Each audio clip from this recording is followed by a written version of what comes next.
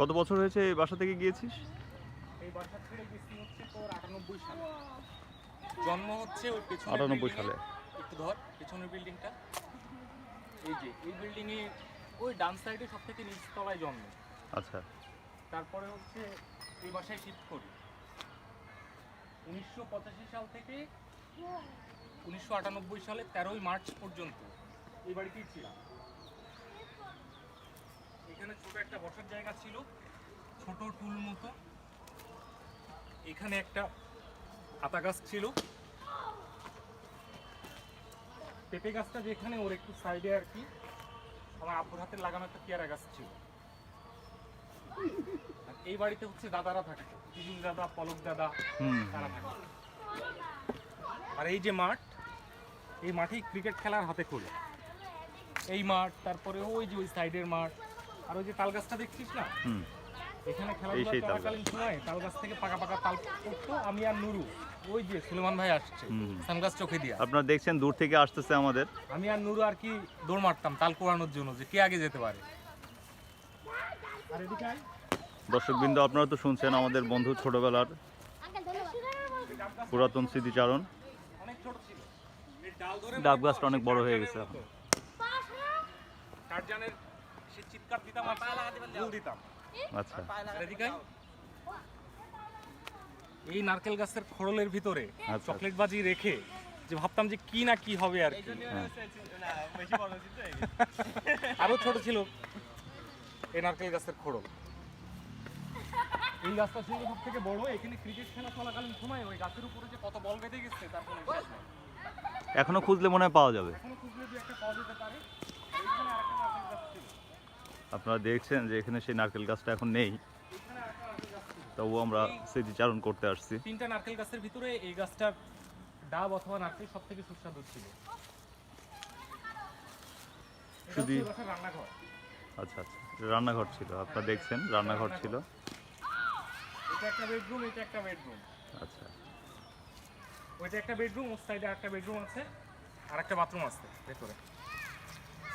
দর্শকবৃন্দ, আপনারা তো সবাই শুনলেন, আমি মোহাম্মদ শামীম, তারই ছোটবেলার বন্ধু। আমরা দীর্ঘ এই 1998 সালের পর থেকে দীর্ঘ 23 বছর পরে আমরা স্মৃতিচারণ করতে আসছি চার বন্ধু। এই হচ্ছে আমাদের ছোটবেলার সেই মাঠ, যারা এখন ছোটরা খেলতেছে। আমাদের মাঝে সুলেমান ভাই চলে আসছে, সবাই একটা করতালি দিয়ে তাকে স্বাগত জানান। হ্যাঁ, এখনই ম্যাচ শুরু হবে না, ম্যাচ শুরু হবে সন্ধ্যা 7:30টার সময়। এটা লাইভে থাকবে, সবাই দেখতে পাবে। T20 এই সেই ডাব গাছ, যে ডাব গাছে আমাদের বল খুঁজতে মনে হয় এখনো পাওয়া যাবে 20 বছর আগে। আমরা আমাদের ছোটবেলার স্মৃতি এখনো ভুলিনি। 23 বছর পরে আমরা আবার সেই স্মৃতিচারণ করতে আসছি। হয়তো এটাই আমাদের নতুন একটা জয়যাত্রা হবে। আমরা স্মৃতি আঁকড়ে ধরে সামনের দিকে এগিয়ে যাব। আমাদের সবকিছু আসছে তো? হ্যাঁ হ্যাঁ, মোটামুটি সবই আসছে। আমি জাস্ট বিল্ডিং গুলো আসছি।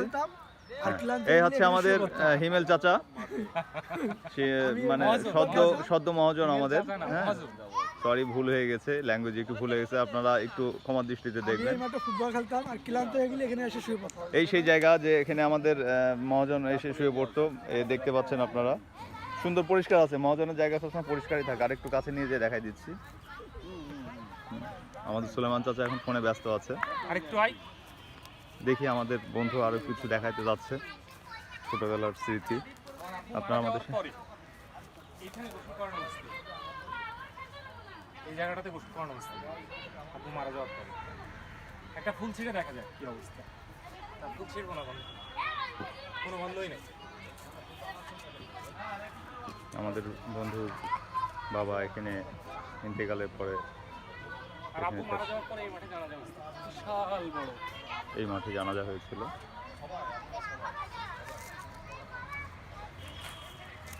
গোটা ঢাকা শহর জুড়ে এরকম একটা জায়গা খুঁজে পাওয়া যাবে না। ছেলেবেলে মনে কর যে খেলতেছে এত বড় একটা মাঠ, এই একটা মাঠ, এই পেছনে আর একটা মাঠ, খেলার লোক নাই। খেলার লোক নাই। আর আমাদের সময় প্লেয়ার বসে থাকতো, চান্স পেতাম না।